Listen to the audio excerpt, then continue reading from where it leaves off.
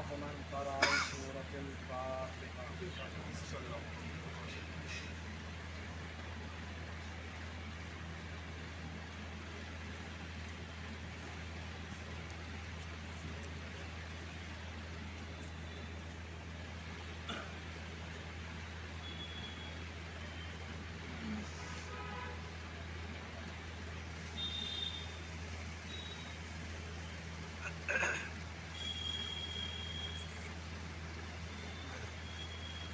لا حول ولا قوة إلا بالله العلي العظيم.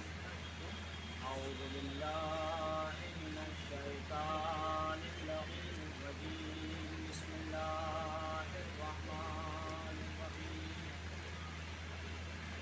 الحمد لله الذي لا يبلغ مدحته القائلون ولا يحصينا معه العادون ولا يؤدي حقه المستحيلون.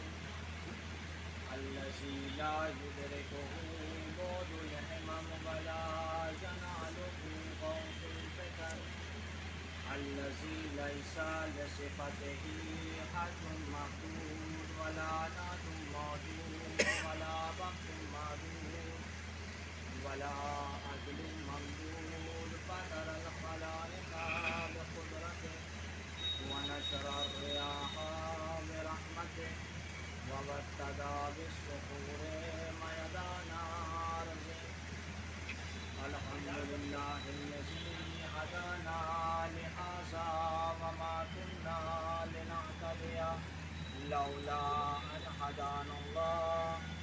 لقد جاءت رسل ربنا بالحق والصلاة والسلام والتحية والإكرام على النبي الأمي المكي المدني الكرشي الهاشمي اللهم صل على محمد وآل محمد وعلى أهل بيته الطيبين الطاهرين المعصومين المنتخبين المنتجبين.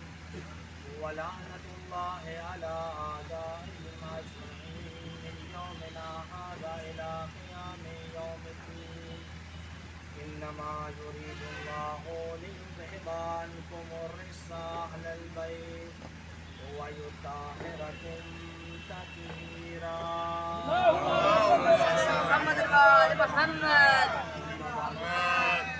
قال رسول الله صلى الله عليه وآله وسلم إني تارك فيكم الثقلين كتاب الله ترتيب أهل بيتي ما إن تمسكتم بهما لن تصلوا بعدي وإنهما لن يفترقا حتى يرد علي الحوض. صلوات محمد. اللهم صل على محمد وآل محمد. عزیزان ایمان، بزرگان عزیز، عزاداران سید الشہداء، دعائے فاطمۃ الزہرا سلام اللہ علیہا. مسلسل ہماری اور آپ کی گفتگو اسی حدیث ثقلین کے اوپر جاری و ساری. میں نے عرض کیا کہ رسول عربی جب اس دنیا سے رخصت ہونے لگے تو اپنی امت کے درمیان دو انمول تحفے تھے اور ارشاد فرمایا انی تارک فیکم الثقلین کتاب اللہ عطرتی و اہل بیتی ما ان تمسکتم بہما لن تضلوا بعدی وانہما لن یفترقا حتی یرد علی الحوض. ارشاد ہو رہا ہے کہ میں تمہارے درمیان دو گرہ قدر چیزیں چھوڑے جا رہا ہوں، ایک قرآن اور ایک اہل بیت. ما ان تمسکتم بہما، اگر تم ان دونوں سے متمسک رہو گے، ان دونوں کے دامن سے لپٹے رہو گے تو لن تضلوا بعدی، میرے بعد ہرگز ہرگز گمراہ نہیں ہوگے. وَإِنَّهُمَا لَن يَفْتَرِقَا، رسول دونوں چیز کی ضمانت لے رہے ہیں کہ یہ دونوں وہ ہیں جو کبھی جدا نہیں ہوں گے حتیٰ یرد علی الحوض، یہاں تک کہ حوض کوثر پر مجھ سے ملاقات کرتے ہوئے نظر آئے۔ قبل اس کے کہ اپنی گفتگو کا آغاز کروں، سب سے پہلی بات جو آپ کے اذہان عالیہ تک منتقل کرنا چاہتا ہوں وہ یہ کہ ماہ مبارک رمضان ادبات الہیہ اور عبادت الہیہ کا مہینہ ہمارے درمیان سے آہستہ آہستہ رخصت ہو رہا ہے۔ 2 عشرے ہمارے درمیان سے رخصت ہو چکے ہیں۔ اس ماہ مبارک رمضان کی فضیلت کے عنوان سے میں نے عرض کیا تھا کہ یہ ماہ مبارک رمضان وہ مہینہ ہے کہ جس میں قرآن کریم نازل کیا گیا ہے۔ قرآن کریم میں 114 سورے اور ہر 14 سورے کے شروع میں کیا ہے؟ بسم اللہ الرحمن الرحیم۔ کچھ روشنی بسم اللہ الرحمن الرحیم کے حوالے سے میں عرض کرنا چاہتا ہوں، اس کے بعد سے اپنی گفتگو کا سلسلہ آگے بڑھا دوں گا۔ حدیث نبوی ہے، کلو امر ذی بال لم یبدا فیہ بسم اللہ فہو ابتر۔ رسول عربی ارشاد فرماتے ہیں کہ ہر وہ کام جس کی ابتدا بسم اللہ سے نہ ہو وہ کام ابتر ہے، وہ کام پستر ہے۔ یہ بسم اللہ الرحمن الرحیم ہے کیا؟ بسم اللہ الرحمن الرحیم یہ اسم اعظم سے اتنا قریب ہے جتنی آنکھ کی سیاہی سفیدی سے قریب ہوا کرتی ہے۔ رسول عربی ہے، رسول عربی کے ساتھ بہت سارے صحابہ ہیں، سلمان ہیں، ابو ذر ہیں، مقداد ہیں، قنبر ہیں، سارے کے سارے صحابہ ہیں۔ ایک مرتبہ رسول عربی سارے صحابیوں کے ساتھ ایک قبرستان سے گزر رہے ہیں۔ جیسے ہی قبرستان سے گزرنے لگے ایک قبر کے قریب پہنچے اور صحابیوں کو حکم دیا، اے صحابیوں اس قبر کے پاس سے جلدی گزر جاؤ۔ وہ صحابی بڑی تیزی سے اس قبر کے پاس سے گزر گئے، لیکن جب واپس آ رہے ہیں تو ایک مرتبہ رسول وہی ہے، صحابی وہی ہے، جگہ وہی ہے، قبر وہی ہے، انداز بدل گیا۔ رسول عربی کہتے ہیں اے صحابیوں ذرا آہستہ چلو۔ ایک مرتبہ صحابی پریشان ہوئے، یا رسول اللہ جب ہم یہاں سے جا رہے تھے تو آپ یہ کہہ رہے تھے اس قبر کے پاس سے جلدی گزر جاؤ، جب آ رہے ہیں تو آپ یہ کہہ رہے ہیں ذرا آہستہ چلو، آخر ماجرا کیا ہے؟ ایک مرتبہ رسول عربی نے کہا جب تم یہاں سے جا رہے تھے تو اس قبر کے اوپر عذاب نازل ہو رہا تھا، آ رہے ہو تو رحمتیں نازل ہو رہی ہیں۔ ایک مرتبہ صحابی پریشان ہوئے، صحابی کوئی ہم جیسے آدمی تو تھے نہیں، پورے قرآن کے حافظ تھے، قرآن کا مجموعہ ان کے نظروں کے سامنے تھا۔ فوراً انہوں نے سوال کیا، یا رسول اللہ آخر اتنی جلدی اس بندہ خدا نے کون سی نماز پڑھ لی، کون سا روزہ رکھ لیا، کون سا حج انجام دے دیا، کون سا زکوٰۃ دے دیا، کون سا جہاد انجام دے دیا کہ اس کا عذاب رحمت میں تبدیل ہو گیا؟ ایک مرتبہ رسول عربی نے کہا نہیں، اس نے کوئی فعل انجام نہیں دیا، لیکن ہاں اس نے دنیا میں ایک فرزند چھوڑا تھا۔ پوری توجہ عزیزان گرامی، اس نے دنیا میں ایک فرزند چھوڑا تھا، وہ فرزند بغرض تعلیم استاد کی خدمت میں حاضر ہوا۔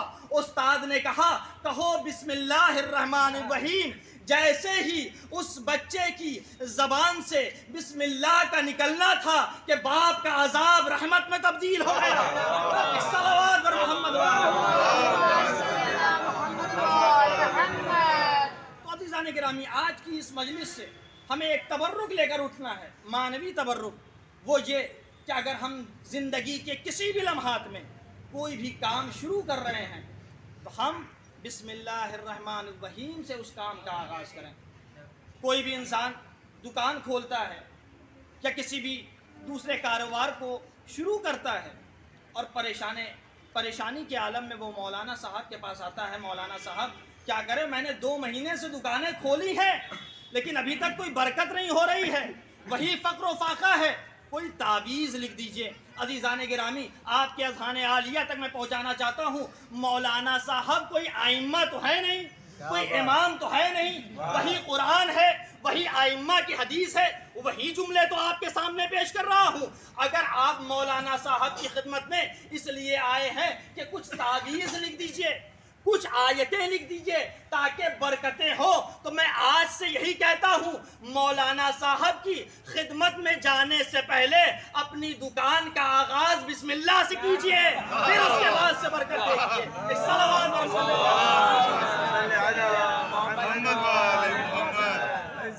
امام مولا نعرہ حیدر۔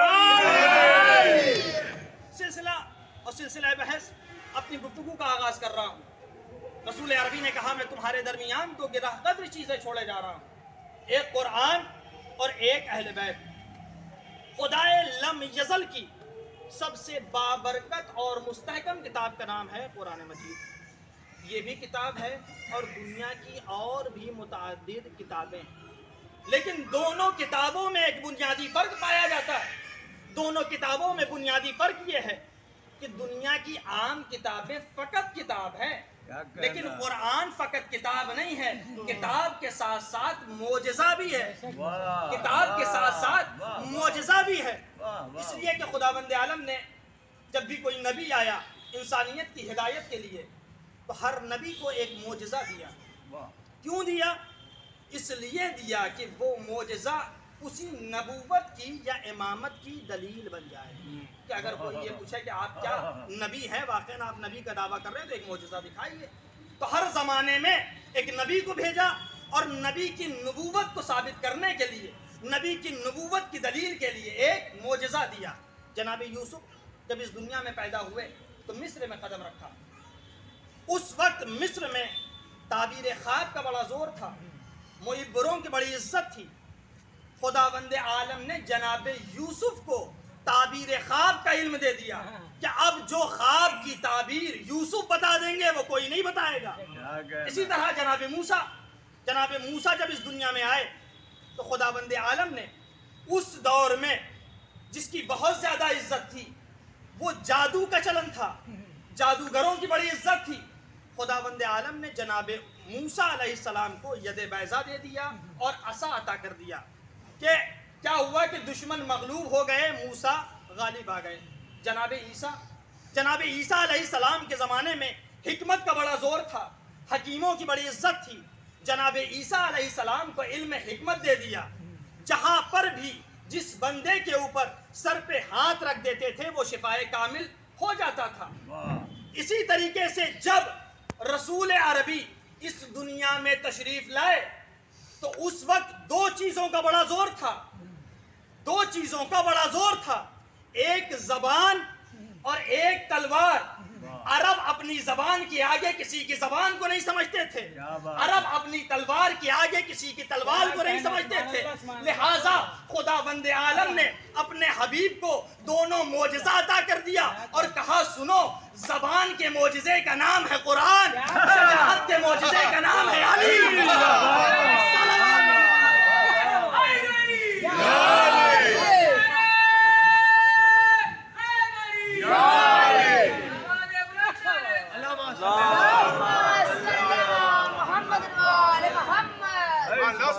معجزے کا نام ہے قرآن اور شجاعت کے اور تلوار کے معجزے کا نام ہے علی۔ اور خداوند عالم نے یہ اصول بنا دیا کہ انسانیت اگر ہدایت پانا چاہتی ہے تو وہ قرآن اور اہل بیت کے دامن سے منسلک ہو جائے۔ ظاہر ہے کہ قرآن صامت ہے، وہ کچھ بولے گا نہیں، لیکن ہاں اگر کچھ بھی کوئی مشکلیں اور کوئی دشواریاں ہو رہی ہیں تو اس قرآن سے پوچھتے چلے جائیے، آپ کو حل ملتا چلا جائے۔ اگر قرآن میں انما ہے تو واقف رمز انما سے پوچھیے، اگر قرآن میں قصہ ہے تو صاحب صدر نشین محفل قصہ سے پوچھیے، اگر قرآن میں شفا ہے تو صاحب خاک شفا سے پوچھیے، اگر قرآن چپ رہے تو اسرار انما ہے، قرآن بول پڑے تو فرمان مصطفیٰ ہے، قرآن چپ رہے تو ام الکتاب ہے، قرآن بول پڑے تو خطاب ابو تراب ہے، قرآن چپ رہے تو آیتوں کا چمن ہے، قرآن بول پڑے تو خطبہ امام حسن ہے۔ آخری جملہ کہ اگر قرآن چپ رہے تو صامت بنتا ہے، بول پڑے تو ناطق بنتا ہے۔ صلوات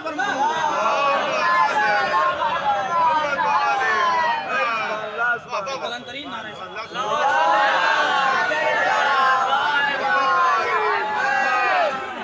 ایک نسخہ دے دیا کہ اگر انسانیت ہدایت پانا چاہتی ہے تو قرآن اور اہل بیت کے دامن سے منسلک ہو جائے گی۔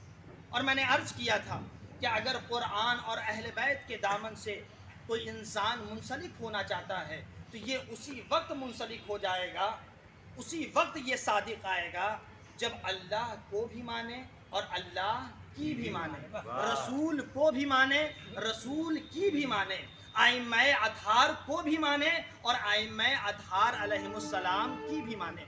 मैं एक जुमला अपने नौजवान हजरात की खिदमत में अर्ज़ करना चाहता हूँ। ज़ाहिर है कि बुज़ुर्ग मुझसे बेहतर जानते हैं, मैं अपने नौजवानों की खिदमत में कुछ बातें अर्ज़ करना चाहता हूँ। अज़ीज़ान गिरामी, जब किसी नौजवान फ़िरक़े से और नौजवान हजरात से पूछिए कि मौलाना साहब हम अल्लाह को तो मानते हैं, अल्लाह की भी मानना चाहते हैं, लेकिन हम हुए हैं आज़ाद पैदा और हम नहीं चाहते कि अल्लाह की मान के हम अपनी ज़िंदगी को बेमज़ा कर लें। पूरी तवज्जो अज़ीज़ान गिरामी, एक एक जुमले पर तवज्जो चाहता हूँ मेरे आखिरी नौजवान तक, और एक नतीजा है, एक पैगाम देना चाहता हूँ। क्या कहा कि अगर मैं अल्लाह को मान रहा हूँ यहाँ तक तो ठीक है, लेकिन अगर अल्लाह की मान रहा हूँ तो हमारी ज़िंदगी बेमज़ा हो जाएगी। हम ज़िंदगी में आज़ाद पैदा हुए थे, मुझे आज़ाद रहने दीजिए। हम ज़िंदगी में आज़ाद पैदा हुए थे, आज़ाद जाना चाहते हैं, हम अपनी ज़िंदगी को बेमज़ा नहीं करना चाहते। मैंने अपने भाई की खिदमत में अर्ज़ किया, भाई मज़े और बदमज़े की तारीफ़ क्या है, डेफिनेशन क्या है, आइए हम आप मिलकर एक मरतबा बैठकर कुछ बातें डिस्कस कर लेते हैं कि मज़े की तारीफ़ क्या है। तवज्जो रहे गिरामी, मज़े की तारीफ़ क्या है? मज़े की शरीयत मोहम्मदी में कोई तारीफ़ नहीं है, कोई डेफिनेशन नहीं है। मज़ा किसे कहते हैं? मज़े की तारीफ़ ये है कि इंसान को जिस चीज़ की और जिस शय की आदत हो जाती है उसको उसी में मज़ा आने लगता है। तवज्जो रहे गिरामी, उसको उसी में मज़ा आने लगता है। अब हमारे पास दो मेहमान हैं, मैं हूँ मेज़बान, दो मेहमान हमारे पास आए। दो मेहमान आए, उनमें से सबसे पहले मेहमान आए, मैंने उन्हें खाना खिलाया, तरह तरह की नेमतें खिलाई, और खिलाने के बाद जब आखिरी मरहला था तो मैंने उनसे पूछा, साहब ऐसा है कि चाय पिएंगे? उन्होंने बेसाख्ता यही जुमला कहा, मौलाना सलमान साहब ज़िंदगी का मज़ा इसी चाय में है, ज़िंदगी का मज़ा इसी चाय में है। हमने उन्हें चाय पिला दी। दूसरे मरहले पर जब और ज़्यादा गुफ्तगू आगे बढ़ी तो मैंने कहा कुछ सिगरेट वगैरह भी पीते हैं, स्मोकिंग भी करते हैं? कहा हाँ, जिंदगी का अगर मजा चाहते हैं तो इसी सिगरेट में है। मैंने उन्हें सिगरेट भी पिला दी। पूरी तवज्जो अज़ीज़ान गिरामी, एक नतीजा देना चाहता हूँ। इसी तरीके से मैंने पूछा पान खाते हैं? कहा मौलाना साहब अगर जिंदगी को मजेदार बनाना चाहते हैं तो इसी पान को खाते रहिए, आपकी जिंदगी मजेदार हो जाएगी। एक साहब तो ये थे। दूसरे साहब आए, हमने कहा भाई आपका क्या है? उन्हें खाना दिया, वो खाना तनावुल कर लिए। जब खाना तनावुल कर चुके तो मैंने उनसे लास्ट में हस्बे दस्तूर यही पूछा कि साहब ये बताइए कि चाय पिएंगे? तो उन्होंने बेसाख्ता कहा नहीं मौलाना साहब, मैं इससे महरूम हूँ, मैं अपनी ज़िंदगी को मज़ेदार बनाना चाहता हूँ। पूरी तवज्जो अज़ीज़ान गिरामी, मैं अपनी ज़िंदगी को मज़ेदार बनाना चाहता हूँ। हमने कहा अच्छा सिगरेट वगैरह पिएंगे? कहा नहीं, मैं ये भी नहीं पीता। अपनी ज़िंदगी को मज़ेदार बनाने के लिए ज़रूरी ये है कि सिगरेट को छोड़ दिया जाए। हमने कहा अच्छा पान खाते हैं? कहा नहीं नहीं, मैं पान भी नहीं खाता हूँ। क्यों? इसलिए कि अपनी ज़िंदगी को मज़ेदार बनाना चाहता हूँ, अपनी ज़िंदगी को खुश मज़ा बनाना चाहता हूँ। दूसरे साहब वहीं पर बैठे हुए थे, बेसाख्ता यही जुमला निकला, आपकी जिंदगी तो बड़े मजे में है, आपकी जिंदगी तो बड़े मजे में है। अब मुझे मजे की तारीफ समझ में नहीं आई।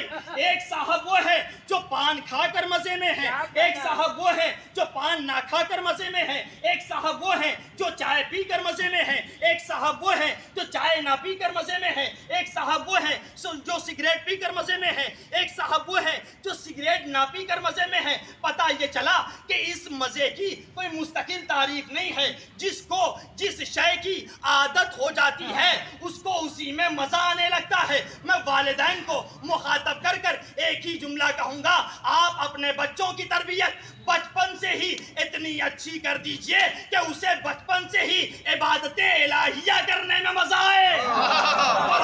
अगर सिन्ने बुलूग के पहुंचने के बाद नाफरमानिये खुदा करता हुआ नजर आएगा तो वो उस बच्चे की जिम्मेदारी नहीं थी बल्कि वालिदैन की जिम्मेदारी थी। अगर बच्चा इबादत इलाहिया को मुस्तकिल तौर पर अंजाम देता चला जाएगा तो खुदावंद आलम कहता है मैं इसके लिए जहन्नम के दरवाजे को बंद करके जन्नत के दरवाजे को खोल दूंगा।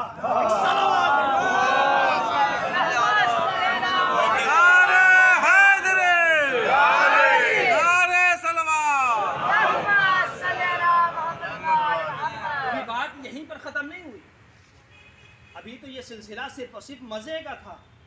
اب آئیے ان نوجوان فرقے سے باتیں کرتے ہیں. بھائی کیا ہوا؟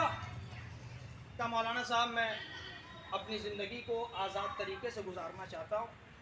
میں نہیں چاہتا کہ جیسے ہی میں خداوند عالم کی اطاعت کرنے لگوں گا جگہ جگہ پر پابندی، کبھی شریعت کی پابندی، کبھی فقہ کی پابندی، کہا جاتا ہے یہاں نہ جاؤ وہاں نہ جاؤ، طرح طرح کی پابندیاں عائد کر دی جاتی ہیں. میں نہیں چاہتا کہ ان ساری چیزوں میں، ان سارے جھمیلوں میں پڑھوں. میں چاہتا ہوں کہ اپنی زندگی کو آزاد طریقے سے گزاروں. ظاہر ہے کہ وہ نوجوان فرقہ تھا، وہ ابھی کچھ جانتا نہیں تھا، ہم کچھ علم رکھتے تھے. میں نے انہیں بلایا اور انہیں سمجھایا، اور سمجھانے کے بعد ان سے عرض کیا صاحب یہ بتائیے کہ یہ بلیا شہر میں آپ رہتے ہیں، یہ لیجئے چابی اور یہ لیجئے بائک.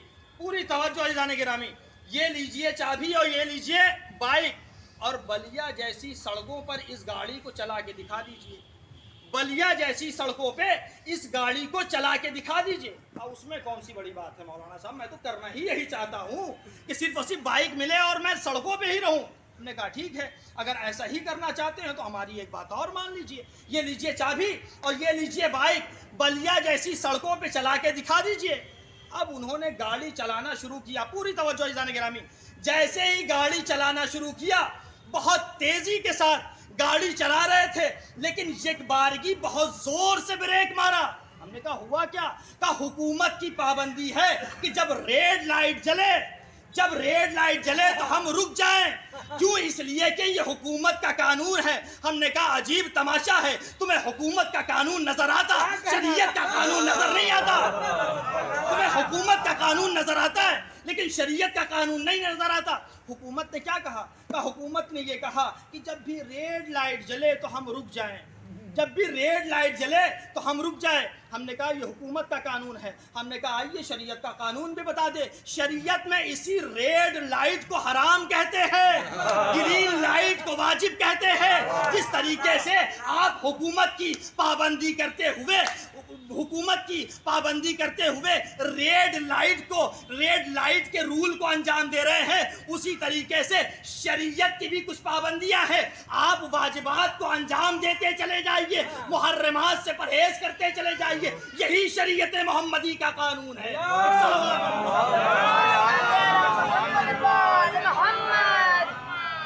بلند ترین نعرے صلوات. نوجوان فرقہ اگر کچھ باتیں منطقی طور پر سمجھائی جائیں تو شاید وہ باتیں کسی بھی عنوان سے سمجھ میں آ سکتی ہیں. عزیزان گرامی، بہت زیادہ آپ کا وقت نہیں لینا. 2-3 جملے فضائل کے اور اس کے بعد سربت مصائب کی جانب آ جاؤں گا. انسان خداوند عالم کی بندگی کرنا چاہتا ہے، خداوند عالم کی اطاعت کرنا چاہتا ہے، ائمہ معصومین علیہ السلام کی پیروی کرنا چاہتا ہے، لیکن اس کے لیے ضروری یہ ہے کہ اگر اللہ کی اطاعت کرے تو اللہ کی معرفت صحیح سے حاصل کر لے. اگر اللہ کی اطاعت کرنا چاہتا ہے تو اللہ ہے کون، اللہ کہتے کسے ہیں؟ وہ اللہ جو ذہنوں میں آتا نہیں، لفظوں میں سماتا نہیں، الفاظ اس کا احاطہ کر سکتے نہیں، تخیل وہاں تک پہنچ سکتا نہیں، زمانی وہ نہیں ہے، مکانی وہ نہیں ہے. وہ معبود مطلق کہ جس کی اطاعت میں کائنات کا ذرہ ذرہ سربس وجود ہے، وہ خالق کائنات جس سے ہر ایک طلب کرتا ہے، وہ ہر ایک کی طلب کو پورا کرتا ہے. وہ تو کہتا ہے تم میرے پاس آؤ، میرے قریب آؤ، میرے گھر کے دروازے تمہارے لیے 24 گھنٹے کھلے ہوئے ہیں. نہ یہاں کوئی چوکیدار ہے، نہ یہاں کوئی پہرے دار ہے، نہ یہاں کوئی سیکیورٹی ہے، نہ یہاں کوئی ملٹری ہے. تم آ کر مجھ سے باتیں تو کرو، تم آ کر مجھ سے باتیں تو کرو. دیکھو دنیا کا کوئی ایسا انسان نہیں ہے جو مجھ سے نہ طلب کرتا ہو. ہر شے، ہر انسان مجھ سے طلب کرتا ہے، میں ہر کی طلب کو پورا کرتا ہوں. اس میں کسی بھی فرقے کی قید نہیں ہے. مومن بھی مجھ سے مانگتا ہے، منافق بھی مجھ سے مانگتا ہے، مشرک بھی مجھ سے مانگتا ہے، سنی بھی مجھ سے مانگتا ہے، شیعہ بھی مجھ سے مانگتا ہے. بس فرق اتنا ہے کہ کچھ بنائے ہوئے ہیلوں سے مانگتے ہیں، کچھ بنائے ہوئے وسیلوں سے مانگتے ہیں.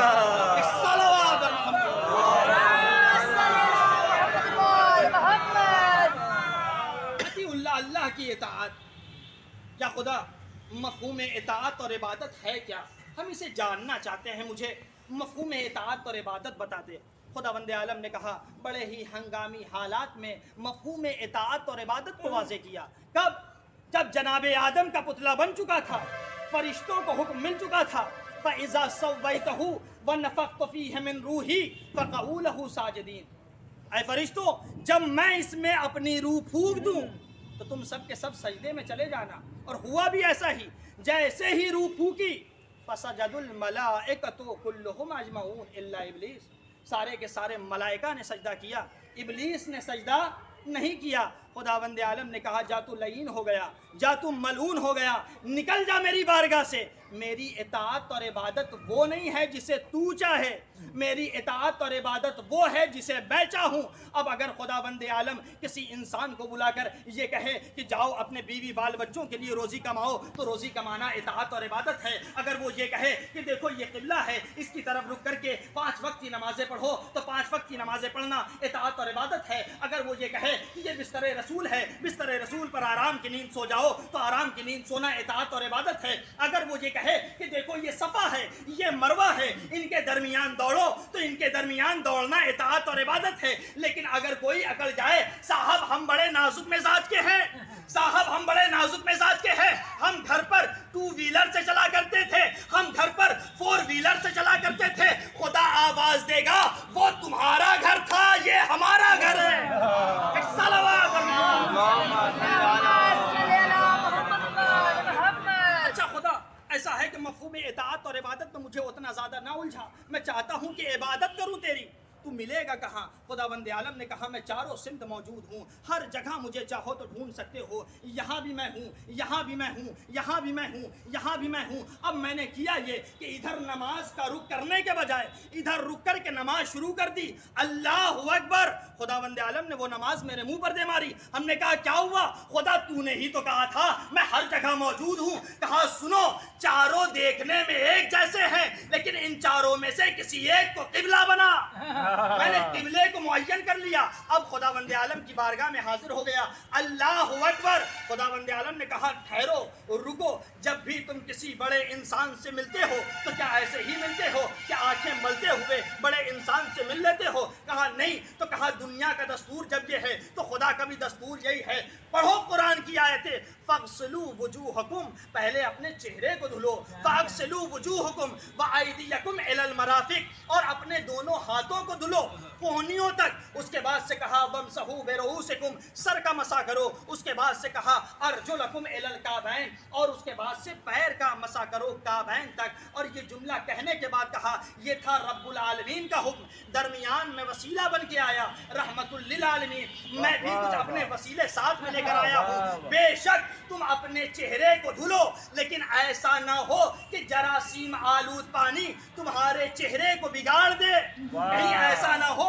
کہ جراثیم آلود پانی تمہارے چہرے کو بگاڑ دے۔ لہٰذا ضرورت اس بات کی ہے کہ پہلے اپنے ہاتھوں کو دھل لو۔ کہا کیوں؟ اس لیے کہ پانی میں 3 ہی خرابیاں ہوتی ہیں، یا تو اس کا رنگ بدل جائے گا، یا تو اس کا ذائقہ تبدیل ہو جائے گا، یا اس میں بدبو پیدا ہو جائے گی۔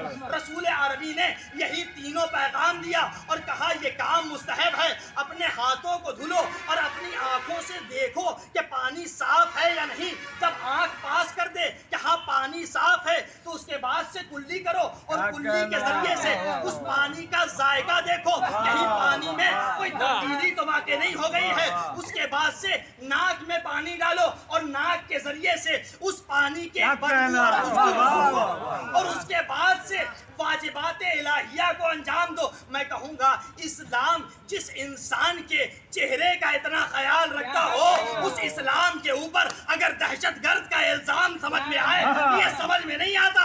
ایک صلوات اور اس کے بعد سے اپنی نمازیں شروع کی، اور نمازیں یہاں تک شروع کی کہ تشہد میں یہ پڑھنا شروع کیا، اشہد ان لا الہ الا اللہ، میں گواہی دیتا ہوں کہ اللہ ایک ہے، اس کے علاوہ کوئی معبود نہیں۔ اشہد ان محمدً عبدہ ورسولہ، میں گواہی دیتا ہوں کہ محمد اس کے عبد بھی ہیں، اس کے رسول بھی ہیں۔ اللہم صلی علی محمد وآل محمد، درود ہو محمد پر اور ان کی آل پر۔ جب رسول کا تذکرہ نہ کریں اور اللہ کا ذکر کریں تو نماز بیکار، اگر اللہ کا ذکر کریں رسول کا ذکر نہ کریں تو بھی نماز بیکار. اما مجھے کہنے دیجئے جب رسول کے تذکرے کے بغیر ایک نماز مکمل نہیں ہو سکتی تو اسی رسول کے بغیر پورا اسلام کیسے مکمل ہوگا؟ ایک صلوات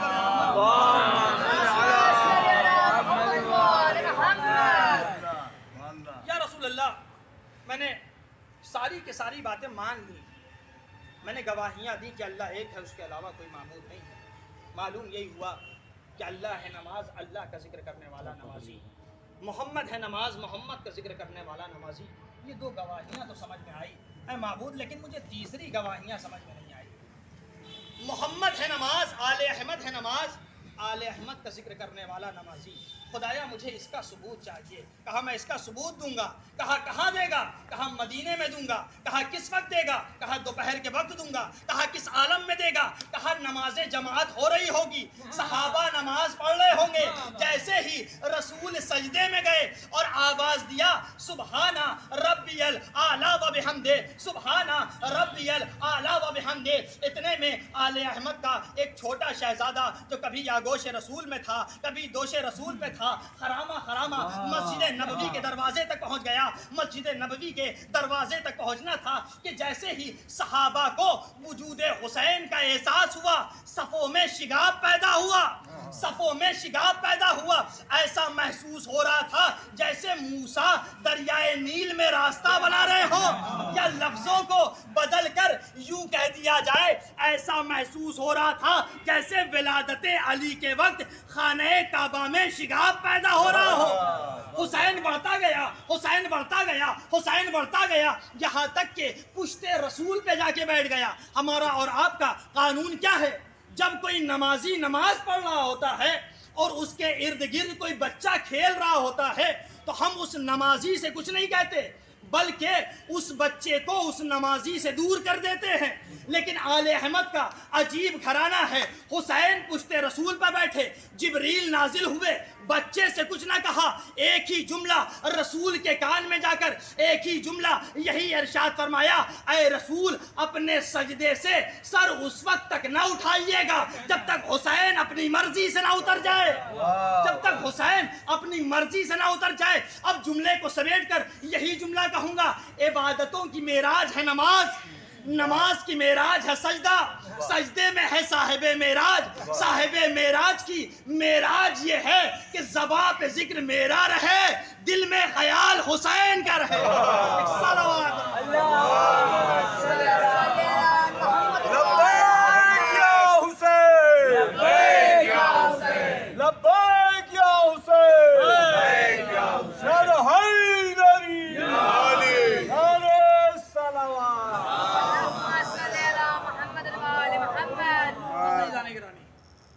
جتنے فضائل و مناقب ہیں اور جتنی عبادت الہیہ کی توصیت, وصیت اور نصیحت کی گئی, اسی نماز کے لیے امام حسین علیہ السلام نے اپنی قربانی پیش کی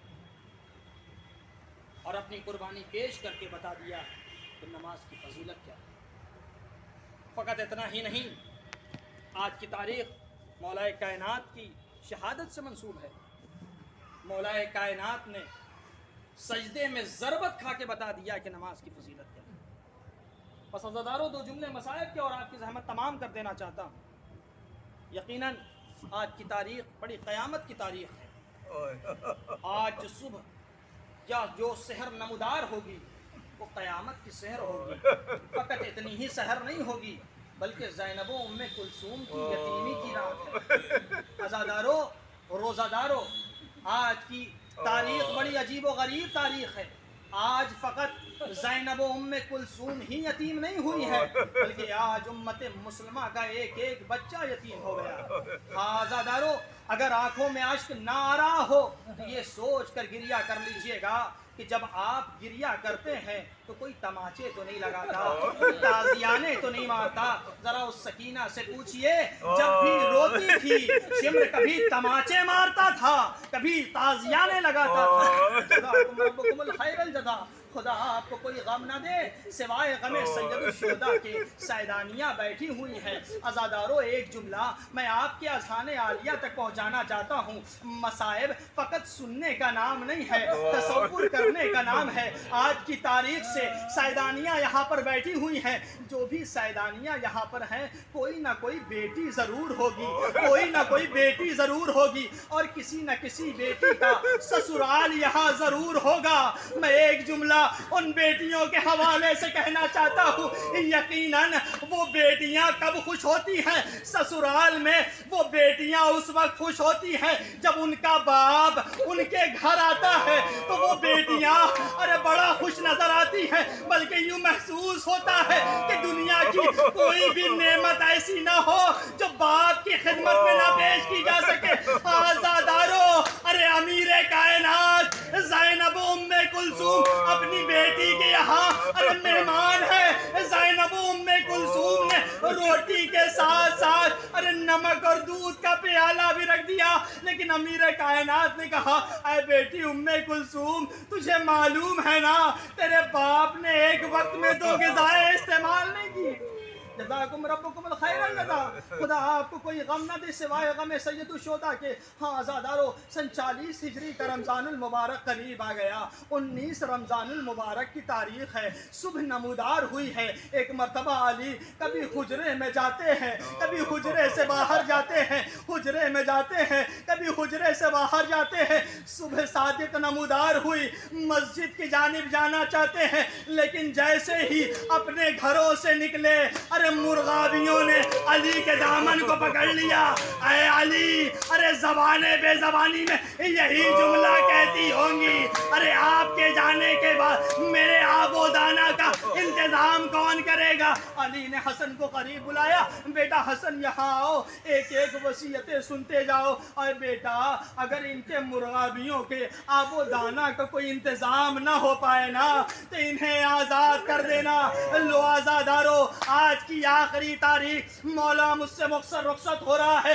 آزادارو جیسے ہی مولا کائنات مسجد میں آئے، ابن ملجم کو جگایا، گلدستے اذان پر گئے، گلدستے اذان پر جا کر جیسے ہی اذان دیا، تاریخ بتاتی ہے کہ ایک ایک فقرے کو پورے مدینے اور کوفے کے لوگوں نے سنا ہے۔ محراب مسجد میں آئے ہیں، پہلی رکعت کے پہلے سجدے میں میرا مولا جیسے ہی گیا ہے، عبد الرحمن ابن ملجم کی وہ تلوار لگی، مولا کا سر سراغتا ہوا، آواز آئی قد قتل امیر المومنین، امیر المومنین قتل کر دیے گئے۔ آزادارو جیسے ہی قد قتل امیر المومنین کی آواز کا بلند ہونا تھا کہ جیسے ہی آواز بلند ہوئی، زینب ام کلثوم نے کہا اے حسنین جاؤ بابا کی خیریت لو، آواز آ رہی ہے قد قتل امیر المومنین۔ حسنین مسجد میں آئے، بغرض امامت نماز کو تمام کیا۔ تمام کرنے کے بعد اب علی کو لے جایا جانے لگا بیت الشرف کی جانب۔ جیسے ہی پہنچے ہیں نا تو ایک جملہ علی نے کہا اے حسنین میرے دوستوں کو مجھ سے رخصت کر دو، میں نہیں چاہتا کہ جب اس عالم میں میں گھر جاؤں تو زینب ام کلثوم کے گریے کی آواز میرے دوستوں کے کانوں تک پہنچے۔ میں کہوں گا مولا آپ آج کا وقت ہے، آج یہ سوچ رہے ہیں کہ زینب ام کلثوم کے رونے کی آواز کسی نامحرم تک نہ پوچھئے، عصر کا ہنگام ہوگا، یہی کوفہ ہوگا، یہی زینب ام کلثوم سروں سے ردا چینی جا چکی ہوگی اور ہاتھ پسے گردن بندے ہوگے۔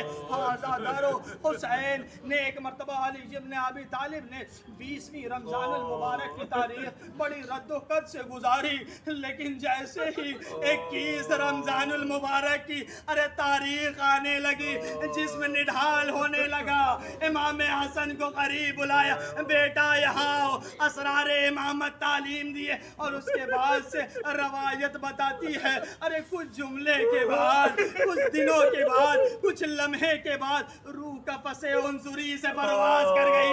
ارے مولا کو غسل دیا گیا, کفن پہنایا گیا. میں کہوں گا مولا, ارے آپ کو غسل بھی دیا گیا, آپ کو کفن بھی پہنایا گیا, بڑی شان سے آپ کے جنازے کو اٹھا کر نجف اشرف میں دفن کر دیا گیا, لیکن آئیے ذرا اپنے بیٹے کی خیر. ارے کربلا کا میدان, یہ بچہ 3 دن کا بھوکا ہو پیاسا زمین کربلا پہ پڑا رہا, کوئی غسل دینے والا نہیں, کوئی کفن پہنانے والا نہیں. سیعلم الذین ظلموا ای منقلب ینقلبون.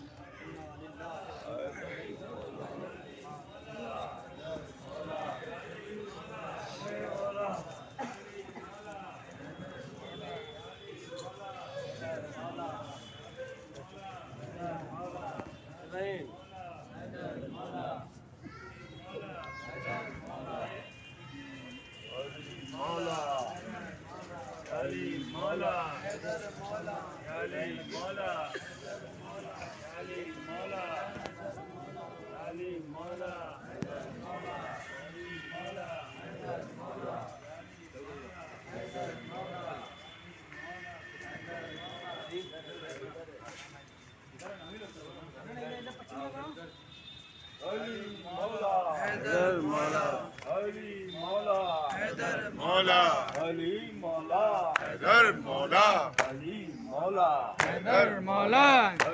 مولا